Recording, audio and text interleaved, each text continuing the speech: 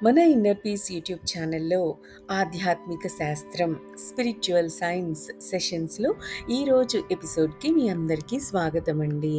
మనం లాస్ట్ ఎపిసోడ్లో ఈ థాట్ పవర్, ఆలోచన శక్తి అనే టాపిక్ని స్టార్ట్ చేశాం కదా. సో మనం లాస్ట్ ఎపిసోడ్లో ఏం చెప్పుకున్నామో గుర్తుంది కదా. మన జీవితంలో ఆలోచనలది ముఖ్యమైన పాత్ర అని, ఈ ఆలోచనల ద్వారానే మనం మన జీవితాన్ని క్రియేట్ చేసుకుంటున్నాము, సృష్టించుకుంటున్నాము అని చెప్పుకున్నాం. అలాగే మనం అనుకున్నప్పుడు ఎందుకు ఈ ఆలోచనలను మనం ఆపలేకపోతున్నాము, అలాగే స్ట్రెస్ అనేది ఎందుకు వస్తుంది, వద్దు అన్న ఆలోచనలే మనకు మళ్ళీ మళ్ళీ ఎందుకు వస్తూ ఉంటాయి, ఈ ఆలోచనలు అసలు ఎక్కడ ఉంటాయి, ఈ ఆలోచనలలో ఎన్ని శక్తులు ఉంటాయి, ఆలోచన చేయటానికి మనం ఎంత శక్తిని వాడాల్సి వస్తుంది, ఆలోచిస్తూ ఉంటే మనం శక్తిని కోల్పోతూ ఉంటాము అని, అలాగే ఇంకా ఈ సృష్టిలో జరిగే ప్రతి దానికి మూలం కూడా ఈ ఆలోచనలే అని తెలుసుకున్నాం. ఈ ఆలోచనలు అసలు ఎక్కడ ఉంటాయి, మనం ఆ ఆలోచనలను ఎలా రిసీవ్ చేసుకుంటాము అన్న విషయం తెలుసుకున్నాం కదా. ఈ ఆలోచనలు అనేవి ఎలక్ట్రోమాగ్నెటిక్ వేవ్స్. వేవ్ అంటే that carries energy from one point to another point. So ఈ ఆలోచనలన్నీ ఎక్కడుంటాయి, ఈ విశ్వంలో, ఈ స్పేస్లో ఉంటాయి. సో మన చుట్టూతా వైఫై వేవ్స్ ఎలా ఉంటాయో, రేడియో వేవ్స్ ఎలా ఉంటాయో, టీవీ వేవ్స్ ఎలా ఉంటాయో, అదే విధంగా మన చుట్టూ ఈ ఆలోచనలు అలా ఉంటాయి.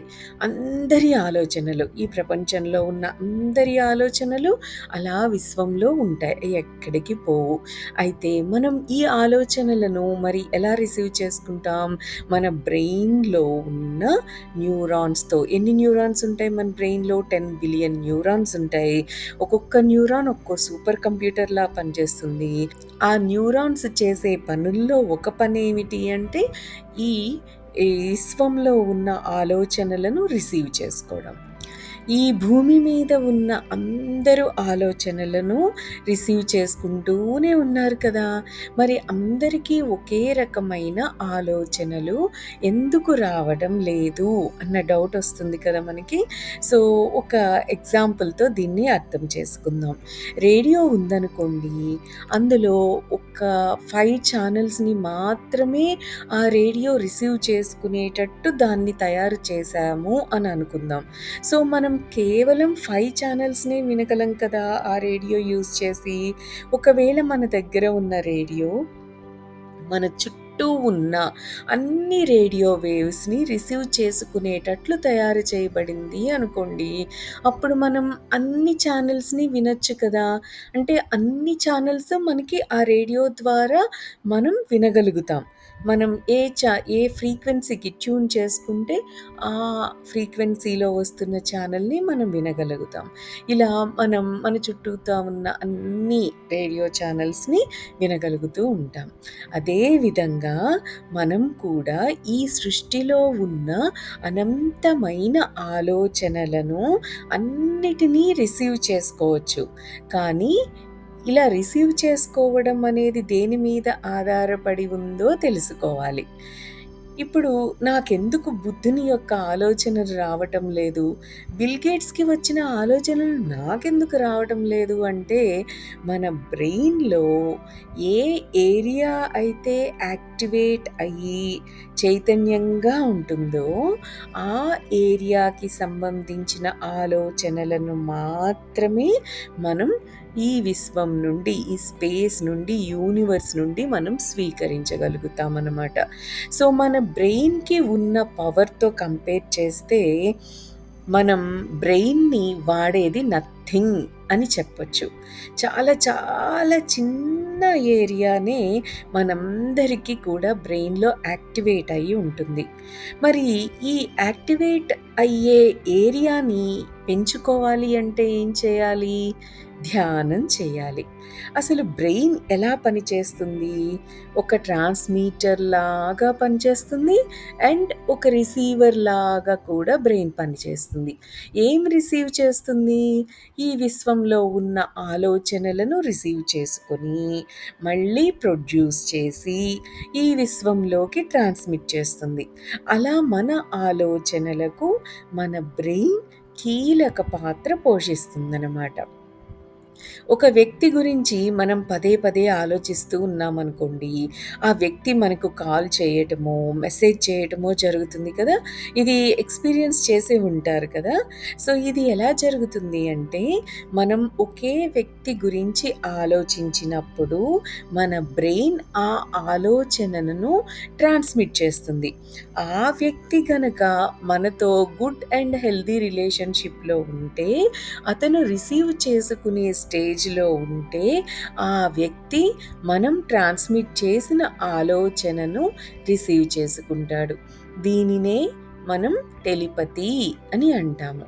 మరి ఈ ఆలోచనలకు అంతం అన్నది లేదా అంటే, ఆలోచనలన్నీ శక్తి స్వరూపాలే కదా! శక్తి అంటే energy. Energy can neither be created nor destroyed. It can only be transformed from one form to another form.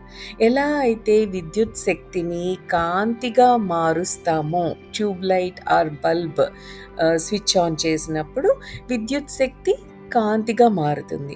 లేదా మనం ఫ్యాన్ ఆన్ చేస్తే ఏమవుతుంది? విద్యుత్ శక్తి మెకానికల్ ఎనర్జీగా మారి ఫ్యాన్ తిరుగుతుంది. మనకి గాలొస్తుంది. అవునా? సో, ఇలా ఎనర్జీని ట్రాన్స్ఫార్మ్ చేయగలం అంతే. సో, యోగులు యూజ్ చేసే టెక్నాలజీ ఏమిటో తెలుసా? ఆలోచనలను భౌతిక రూపంలోకి మార్చుకోవడం అనమాట. సో, ఆలోచనలంటే ఎనర్జీనే కదా! ఆ ఎనర్జీని మనం డిస్ట్రాయ్ చేయలేము. సో, ఆలోచనలను భౌతిక రూపంలోకి మార్చుకోవడం అనేది యోగులు యూజ్ చేసే టెక్నాలజీ. అంటే ఆలోచన అనేది ఒక శక్తి. ఆలోచన చేస్తున్నాము అంటే శక్తిని రిలీజ్ చేస్తున్నాము. అనవసరమైన ఆలోచనలు చేస్తుంటే మరి రోజుకి ఎన్ని అనవసరమైన ఆలోచనలు చేస్తూ ఉంటే అంత శక్తి వేస్ట్ చేస్తున్నట్లే కదా! మనం అసలు ఇంకొకరి గురించి ఎక్కువగా ఆలోచిస్తూ ఉంటే ఏమవుతుందో తెలుసా? మన శక్తినంతా ఆ వ్యక్తికి ధారపోస్తున్నట్టు, అలా ధారపోసినట్టు అర్థం అనమాట. జీవితంలో మనం బాధపడిన సంఘటనలన్నీ గుర్తు తెచ్చుకుంటున్నారు అంటే, ఆలోచన రూపంలో మనం శక్తిని గతానికి ఇస్తున్నట్టు అర్థం. అలా ఇస్తూ ఉన్నప్పుడు ప్రతి క్షణం మనం శక్తిని కోల్పోతూనే ఉంటాం కదా! అందుకే ఎక్కువగా ఆలోచించకూడదు అంటారు పెద్దలు. ఎవరి మాటలకు మహాశక్తి లభిస్తుంది అంటే, మౌనంగా ఉండేవారి మాటలకు మహాశక్తి ఉంటుంది. ఎక్కువ మాట్లాడేవారు వారి ఆలోచనలు వాక్కు రూపంలో వెళ్ళిపోతాయి కాబట్టి వారి మాటలకు అస్సలు శక్తి ఉండదు. మాటే మంత్రము అంటారు కదా! యోగులు ఎప్పుడనుకుంటే అప్పుడు ఆలోచనలను ఆపేయగలరు. ఎప్పుడు కావాలంటే అప్పుడు ఆలోచించి వాటిని భౌతిక రూపంలోకి మార్చుకోవడం అనేది చేస్తూ ఉంటారు ఎంతో అద్భుతంగా. ఈ సృష్టిలో ఉన్న అన్ని ఆలోచనలను మనం పొందాలి అంటే మనం ఏం చేయాలి? మన బ్రెయిన్‌ని ఫుల్‌గా యాక్టివేట్ చేసుకోవాలి. లేదా మాక్సిమం యాక్టివేట్ చేసుకుంటూ వెళ్ళాలి. మరి ఎలా యాక్టివేట్ చేసుకోవాలి? ధ్యానం ద్వారా. ధ్యానం వల్ల బ్రెయిన్‌లో ఎక్కువ ఏరియాస్ యాక్టివేట్ అవుతాయన్నమాట. ఎందుకు ఎందుకు ధ్యానం వల్లే ఇలా యాక్టివేట్ అవుతాయి అంటే, ధ్యానంతో మనకు అవేర్‌నెస్, ఎరుక అనేది పెరుగుతుంది కదా! మరి అవేర్‌నెస్ పెరిగితే ఏమవుతుంది? మనం ఎలాంటి ఆలోచనలు చేస్తున్నాము అన్నది మనం ఎరుకతో ఉంటాము కాబట్టి, కేవలం పాజిటివ్ లేదా అద్భుతమైన ఆలోచనలను మాత్రమే చేస్తూ ఉంటామనమాట. బుద్ధుడు ఆలోచనల గురించి ఏమంటారో తెలుసా? All the world is the reflection of your thoughts అంటారు. అంటే యద్భావం తద్భవతి అనే కదా. మన చుట్టూ ఉన్న ప్రపంచం, మన జీవితంలో మనం ఫేస్ చేసే సిట్యుయేషన్స్, మన లైఫ్‌లోకి వచ్చే వ్యక్తులు అందరూ అన్నీ కూడా మన ఆలోచనల యొక్క ఫలితాలే, ప్రతిబింబాలే. మరి ఈ విషయాన్ని గుర్తుంచుకోండి. మన జీవితం ఇలా ఉంది అంటే దానికి కారణం మన ఆలోచనలు. సో, మన జీవితం మారాలి అంటే మన ఆలోచనలను మనం మార్చుకొని తీరాలి. అప్పుడే మన జీవితం మారుతుంది. అవునా? మరి ఈరోజు తెలుసుకున్న వాటన్నిటి గురించి ఆలోచించండి. ఆలోచనలకు ఎంత శక్తి ఉందో ఒక్కసారి ఊహించండి. మన బ్రెయిన్ యొక్క పవర్ ఎంత గొప్పదో అసలు దాన్ని మనం ఎంతవరకు యూజ్ చేస్తున్నాము అన్నది ఒక్కసారి ఆలోచించండి. మరి మన బ్రెయిన్‌లో ఎక్కువ ఏరియాని మనం యాక్టివేట్ చేసుకుంటూ వెళ్ళాలి అంటే ధ్యానం తప్పనిసరిగా చేయాలి. ధ్యానంతో అవేర్‌నెస్ వస్తుంది. అవేర్‌గా మనం ఉంటూ ఉన్నప్పుడు అనవసరమైన సరికాని ఆలోచనలను మనం చేసే అవకాశమే లేదు. ఎందుకంటే మనం మన గేట్ దగ్గర వాచ్‌మ్యాన్ లాగా మనకొచ్చే ప్రతి ఆలోచనని పట్టుకొని ఇమ్మీడియేట్‌గా నువ్వు అవసరం లేదు అంటే సరికాని ఆలోచనలన్నిటినీ మనం ఇమ్మీడియేట్‌గా రిజెక్ట్ చేసేస్తాం. కావలసినప్పుడు ఆలోచనలు చేయడం అనేది చాలా గొప్ప విషయం. సాధనతో అది పాసిబులే అవుతుంది. మరి ట్రై చేస్తారు కదా! మరి ఈ ఆలోచనల గురించి ఇంకొంచెం ఎక్కువగా మన నెక్స్ట్ ఎపిసోడ్‌లో డిస్కస్ చేద్దామా? దట్స్ ఆల్ ఫర్ టుడే అండి. Have a great day. Thank you. Thank you. Thank you.